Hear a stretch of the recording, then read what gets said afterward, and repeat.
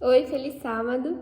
Hoje eu vim trazer mais uma reflexão sobre a Bíblia. É muito interessante como é uma fonte inesgotável, assim, de conteúdo, de promessas, de ensinamentos. E hoje eu vou falar com vocês sobre Daniel 1. É um capítulo que geralmente a gente fala muito sobre a questão de alimentação, a gente traz muito a obstinação de Daniel e de seus amigos, né, em não se prostrar frente ao rei e tudo isso. Mas eu estava falando com os adolescentes no final do ano passado, conversando com eles sobre algumas coisas, e o único texto que me vinha à memória é esse capítulo 1, mas por quê? No verso 4, ele fala assim, 3 e 4. Depois o rei ordenou a Aspenaz, o chefe dos oficiais de sua corte, que trouxesse alguns dos israelitas da família real e da nobreza. Jovens sem defeito físico, de boa aparência, cultos, inteligentes, que dominassem vários campos do conhecimento e fossem capacitados para servir no palácio do rei. Ele deveria ensinar-lhes a língua e a literatura dos babilônicos. E isso me deixou uma reflexão assim muito forte para mim, porque Daniel, Misael, Azarias e Ananias, eles eram exilados. E eu moro fora do país, então eu sei o que é ser exilado. Eu sei o que é ser exilado, não, mas ser estrangeira num país, ter uma cultura diferente, crenças diferentes, comidas diferentes, e você precisar se posicionar nesses meios de acordo com a sua fé. A primeira coisa que a gente nota aqui em Daniel e os seus 3 amigos, nas 4, né, é que eles eram regidos pela fé. Tudo que motivava, que guiava, que continuava, fazia eles decidirem algo, era justamente o assim diz o Senhor. Então, se Deus dizia que não devia comer, não devia comer. Se Deus dizia que tinha que fazer isso, tá. Gente, eles eram príncipes na terra deles. Eles não eram tipo eu saí do meu país para estudar medicina, saí para conhecer, eu saí para aprender novos idiomas, mas eles saíram exilados. Eles tiveram que andar muitos quilômetros, dias andando. Mas quando eles chegaram aqui, a primeira coisa que a gente vê quando eles são selecionados é que eles já tinham qualidades inatas. Eles não só tinham qualidades, eles se esforçaram para chegar nesse patamar. Por que eu digo isso? Porque a primeira coisa que eu falei de inato é que eles eram sem defeito físico. Você não tem como escolher se você vai nascer com alguma deficiência, com algo de errado, com algum distúrbio, com alguma síndrome. Isso você não tem como controlar, mas era um requisito que eles pediam. Só que o restante você tem como controlar, porque eles também não tinham como controlar a família que eles nasceriam. Porque eles, na verdade, eram príncipes, eles eram da família real e nobreza, e sem defeito físico. Os 3 primeiros eram inatos a eles. Eles não iriam escolher, não podiam decidir se eles seriam realmente de família real, de nobreza, sem defeito físico, mas o seguinte sim. Então ele começa de boa aparência.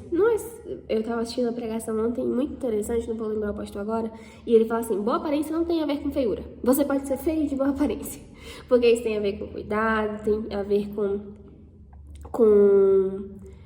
com autoestima, tem a ver com como você se posiciona, como você se porta, como você se comporta frente a certas situações. Então ele pega e coloca jovem sem defeito físico, de boa aparência, e a terceira que é muito importante para mim, cultos, jovem cultos. A palavra culto tem o mesmo radical da palavra cultura, então significa que eles sabiam sobre muitas coisas. É meio que eles tinham conhecimentos gerais. Eles sabiam sobre outras culturas, eles sabiam sobre como manejar várias situações, e isso vem de habilidades que você vai construindo ao longo do tempo. Você não tem como nascer culto, mas você tem como se construir para ser uma pessoa culta. O outro adjetivo que eles colocam, inteligentes. Outra coisa, a gente pode cultivar a inteligência. Não é fácil, não é ninguém assim que chega assim, ai, nossa. Claro, tem pessoas muito inteligentes de nascença, mas você só continua inteligente se você se esforçar para isso. E é isso que eles faziam. Então, eles, além de serem cultos, eles também eram inteligentes. Eles sabiam administrar o tempo, sabiam estudar, sabiam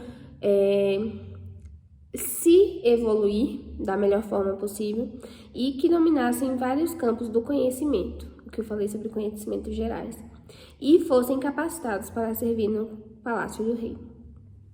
E aí vem uma adaptação minha, mas que é muito importante quanto a isso, é que lá em 2 Pedro, Pedro vai dizer que nós somos sacerdotes real, nação santa, povo de propriedade exclusiva de Deus. Logo, nós fomos escolhidos para servir no palácio do rei. No rei Jesus, do rei Cristo, do rei Deus. E quais as regras, quais os padrões que nós estamos tomando para servir esse rei? Que tipo de servo eu estou sendo? Embora eu não tenha sido exilada, embora eu não tenha sido maltratada, coagida a estar servindo a ele, eu preciso, de alguma forma, estar de acordo com o que ele está pedindo de nós. E, para mim, esse verso, principalmente esse capítulo, bota uma régua muito alta de quem o jovem deve ser, de como o jovem deve se portar, o jovem cristão. Então, você tem que cuidar da sua aparência, você tem que cuidar do seu intelecto, tem que ser uma pessoa culta, tem que ser uma pessoa que seja apta, esteja apta a servir ao Rei dos Reis. E aí vem uma questão, por que muita gente fala assim, nossa, na igreja não tem pra mim, nossa, na igreja não tem gente interessante? A primeira pergunta é se você está sendo interessante, se você está sendo uma pessoa conforme os padrões de Deus. E a outra questão é o quanto que a gente está rebaixando os níveis do cristianismo. Porque o cristianismo não envolve só você servir a Deus, você orar, você ir para a igreja no sábado, no domingo, na quarta, não interessa. O cristianismo é sobre te aproximar de Deus, obviamente, mas mais do que não só te aproximar. Ele tem a ver com que você siga a Jesus. E ele vai colocar aqui vários padrões. Padrões de você trabalhar bem, padrões de você investir seu dinheiro, padrões de você ser sacerdote do que Deus já te deu, de você ser um bom pai, uma boa mãe, uma boa filha, um bom filho, e aqui um bom servo. E aí a pergunta que fica é, estamos sendo bons servos? Estamos cumprindo com esse propósito, com essa função que Deus nos deu? A gente percebe aqui que a família e o defeito físico, eles não poderiam escolher. Então, o inato a gente não mexe. Mas no que cabe a mim, eu tô me esforçando para ser honesta, eu tô me esforçando para ser relevante, eu tô me esforçando para refletir de fato a imagem e a semelhança de Deus em mim.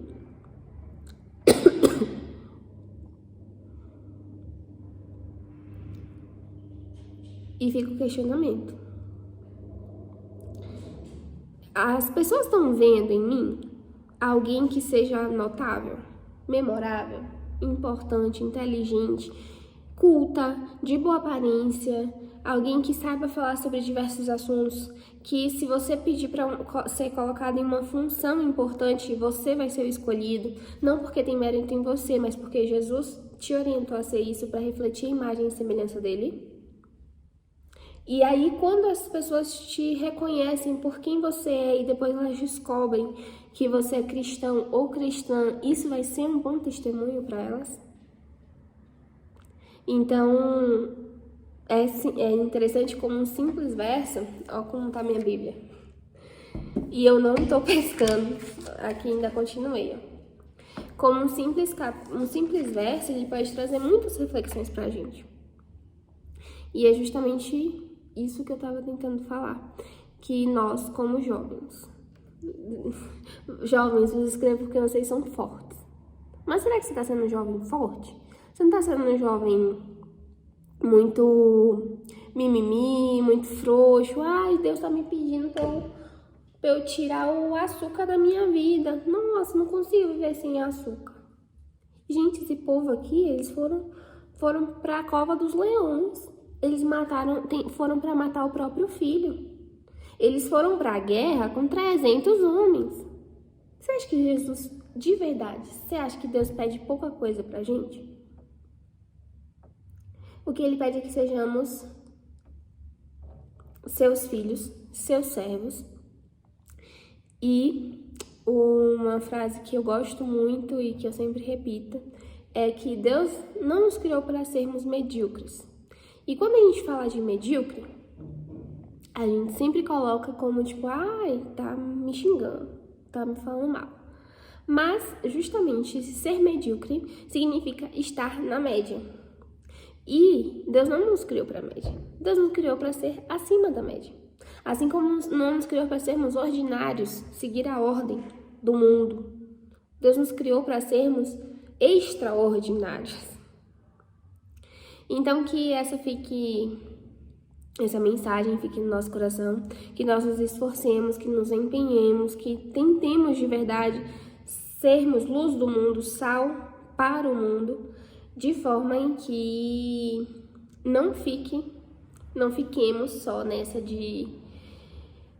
nessa ordem, nesse simples, nesse básico, que sejamos realmente filhos dele para demonstrar o que ele colocou, para que ele nos colocou aqui e mostrar que o povo de Deus é diferenciado. Então, querido jovem, querida jovem que está aqui assistindo, seja extraordinário.